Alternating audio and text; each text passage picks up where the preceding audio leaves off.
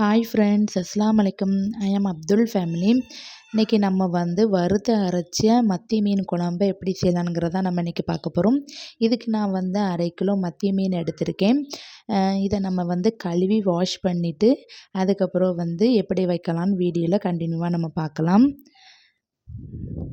நான் கழுவி நல்லா க்ளீன் பண்ணி எடுத்துட்டேன். கழுவின பிறகு இப்படி தான் இருந்துச்சு. இதுக்கப்புறம் நான் குழம்புக்கு தனியாகவும் பொரிக்கிறதுக்கும் தனியாகவுமே நான் மீனை பிரித்து எடுத்திருக்கேன். இப்போ பொரிக்கிறதுக்கு நம்ம மசாலா சேர்த்துக்கலாம். 1/4 டீஸ்பூன் மஞ்சள் தூள், 1 டேபிள் ஸ்பூன் மிளகாய் தூள் சேர்த்துருக்கேன். இது மிளகாத்தூள் காரம் கிடையாது. 1/4 டீஸ்பூன் சீரகத்தூள், 1/4 டீஸ்பூன் மிளகுத்தூள் சேர்த்து நல்லா நம்ம மீனில் நல்லா விரவி எடுத்துக்கலாம். இதை நம்ம ஃப்ரிட்ஜில் வைக்க போகிறோம். 1 மணி நேரம் வச்சா நல்லா உப்பு உரப்பு பிடிக்கும். நம்ம பொரிக்கும் போது எடுக்கும்போது பொரிச்சிக்கலாம். இப்போ நம்ம ஃப்ரிட்ஜில் வச்சுக்கலாம். நீங்கள் இந்த மாதிரி மிளகுத்தூள், சீரகத்தூள், உப்பு சேர்த்து ஒரு தடவை நீங்கள் செஞ்சு பாருங்கள். ரொம்ப டேஸ்ட்டாக இருக்கும். அதுக்கப்புறம் குழம்புக்கு தேவையான புளியுமே நான் ஊற வச்சுட்டேன். இன்றைக்கி நம்ம வறுத்து அரைக்க போகிறோங்கிறதுனால 10 வெங்காயம் நான் சேர்த்துருக்கேன், சின்ன வெங்காயம். அதுக்கப்புறம் குழம்பு தாளிக்கிறதுக்கு 3 பச்சை மிளகா கீரி சேர்த்துருக்கேன். அதுக்கப்புறம் 2 தக்காளி பழமே நறுக்கி வச்சுருக்கேன். அப்புறம் தாளிக்க ஒரு பல்லாரி கருவேப்பிலை எடுத்து வச்சுருக்கேன். நம்ம இன்றைக்கி 10 மிளத்தல் சேர்த்துக்கலாம். இது வீட்டில் இந்த மிளத்தல் காரம் இருக்காது. அதனால் நான் 10 சேர்த்து கொஞ்சம் எண்ணெய் ஊற்றி நல்லா வறுத்து எடுத்துக்கிட்டேன். அதுக்கப்புறம் சின்ன வெங்காயமும் வறுத்துக்கோங்க. அதுக்கப்புறம் ஸ்டவ்வை ஆஃப் பண்ணிவிட்டு அந்த எண்ணெய் ஹீட்டாக இருக்கும். அதில் 2 டேபிள் ஸ்பூன் மல்லித்தூள் சேர்த்து வதக்கிக்கோங்க. அது நல்லா ஆறின பிறகு மிக்சியில் நல்லா அரைச்சி எடுத்துக்கோங்க. அதுக்கப்புறம் ஒரு பாத்திரத்தில் இப்போ நம்ம மீன் குழம்பு வைக்க நம்ம ரெடி ஆகிட்டோம். இதுக்கு நம்ம ஒரு பாத்திரத்தில் தேவையான அளவு எண்ணெய் ஊற்றி 1/2 டீஸ்பூன் நம்ம வெந்தயம் சேர்த்துக்கலாம். வெந்தயம் நல்லா பொரிஞ்ச பிறகு நம்ம நறுக்கி வச்ச பல்லாரி சேர்த்துக்கலாம்.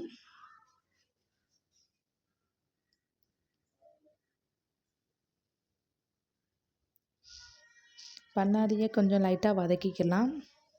அதுக்கப்புறம் நம்ம நறுக்கி வச்ச 2 தக்காளி பழமும் சேர்த்துக்கலாம். தக்காளி பழம் சேர்த்து நல்லா கொஞ்சம் மூடி போட்டு ஒரு 2 நிமிஷம் வேக விட்டுக்கலாம். அதுக்கப்புறம் லைட்டாக வெந்த பிறகு நான் நறுக்கி வச்ச பச்சை மிளகாவும் அதுக்கப்புறம் கருவேப்பிலையுமே சேர்த்து வதக்கிக்கிட்டேன். அதுக்கப்புறம் கொஞ்சம் நேரம் வேகட்டுன்னு மூடி போட்டு வேக வச்சுக்கிட்டேன். அதுக்கப்புறம் நம்ம வறுத்து அரைச்சோம்ல அந்த மிளத்தூள், பொடி உள்ளி, அதுக்கப்புறம் கொத்தமல்லி பொடி, இது எல்லாத்தையுமே மிக்சியில் நல்லா அரைச்சி மையாக அரைச்சி இந்த டைமில் நம்ம சேர்த்து மிக்ஸ் பண்ணிவிட்டு அதுக்கப்புறம் மிக்ஸி ஜாரை கழுவின தண்ணியுமே ஊற்றி நல்லா மிக்ஸ் பண்ணிவிட்டு ஒரு 5 நிமிஷம் மூடி போட்டு வேக வச்சுக்கலாம். கொஞ்சம் அந்த பச்சை ஸ்மெல் போகிற அளவுக்கு. அதுக்கப்புறம் இந்த சைடுமே நான் புளி கரைச்சி எடுத்துக்கலான்னு புளியை கறக்க ஆரம்பிச்சிட்டேன். இந்த சைடுமே நல்லா பச்சை ஸ்மெல்லாம் போய் நல்லா கொதித்து வந்துட்டு இந்த டைமில் நம்ம புளி சேர்த்துக்கலாம். புளி சேர்த்து ஒரு மிக்ஸ் பண்ணிவிட்டு நான் மூடி போட்டுட்டேன். அதுக்கப்புறம் இந்த சைடு தேங்காவுமே அரைச்சிட்டு வந்துடலான்னு தேங்காய் தான் அரைக்க போயிருந்தேன். நல்லா கொதி வந்துட்டு புளி தண்ணியோடு நம்ம வறுத்து அரைச்சதும் நல்லா மிக்ஸ் ஆகி கொதித்து வந்துட்டு இந்த டைமில் நான் அரைச்ச தேங்காவை சேர்த்துக்கிறேன்.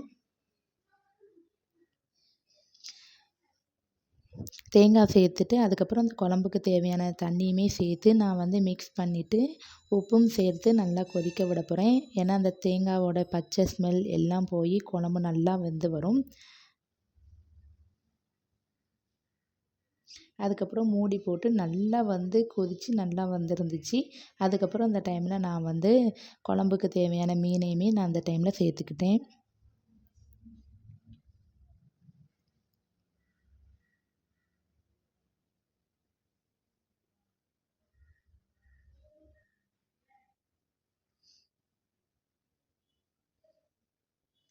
அதுக்கப்புறம் மூடி போட்டு ஒரு 5 நிமிஷம் தான் மீன் குக் ஆகி வந்துடும். அதுக்கப்புறம் ஓப்பன் பண்ணி பார்த்தா மீன் நல்லாவே வெந்து வந்துருந்துச்சு. குழம்பும் ரெடியாக இருந்துச்சு. நல்லா மணம் இந்த கொதிக்கும் போதே நம்ம வறுத்து அரைச்சதுனால அப்படி ஒரு மணம் இருந்துச்சு. நீங்கள் வறுத்து அரைச்சி ஒரு தடவை மத்தி மீன் செஞ்சு பாருங்கள். ரொம்ப டேஸ்ட்டாக இருக்கும். குழந்தைங்களுமே நல்லா விருப்பப்பட்டு சாப்பிடுவாங்க. இதுக்கப்புறம் வந்து நம்ம மீனுமே பொரித்து எடுத்துக்கலான்னு மீன் வந்து ஃப்ரை பண்ண ஆரம்பிச்சிட்டேன். அதுக்கப்புறம் வந்து மீனுமே நல்லா பொரிஞ்சு வந்துருந்துச்சு. அதையுமே எடுத்து ஒரு பாத்திரத்தில் எடுத்து விட்டுக்கிட்டேன். மீனுமே நல்லா வந்து ஃப்ரை ஆகிட்டு பாருங்கள், உப்பு உரப்பு நல்லா பிடிச்சிருந்துச்சு. அதுக்கப்புறம் வந்து பிள்ளைங்களுக்குமே நான் சாப்பாடு கொடுக்க ஆரம்பிச்சிட்டேன். அதுக்கப்புறம் சாதம் வந்து நல்லா வெந்திருந்துச்சு. நம்ம வந்து இன்றைக்கி தட்டில் வந்து சாப்பாடு போட்டுக்கலாம். அதுக்கப்புறம் வந்து நம்ம குழம்பு வச்சதையும் ஊற்றிக்கலாம். பிள்ளைங்க அது ரொம்ப டேஸ்ட்டாக இருந்துச்சு. ஏன்னா வந்து இன்றைக்கி தான் நான் ட்ரை பண்ணியிருக்கேன். மற்ற நேரம் வந்து சிம்பிளாக தான் நம்ம வந்து மீன் குழம்பு வைப்போம் நார்மலாக. இது வறுத்து அரைச்சதுனால ரொம்ப மணமாக இருந்துச்சு. அதுக்கப்புறம் பொரித்த மீனையும் வச்சு கொடுத்துட்டேன். எங்கள் வீட்டில் இருக்க 2 குட்டீஸுமே சூப்பராக சாப்பிட்டாங்க. நீங்களும் இந்த மாதிரி ட்ரை பண்ணிவிட்டு எப்படி இருந்துச்சுன்னு எனக்கு கமெண்ட்ஸ் பண்ணுங்கள். Bye friends.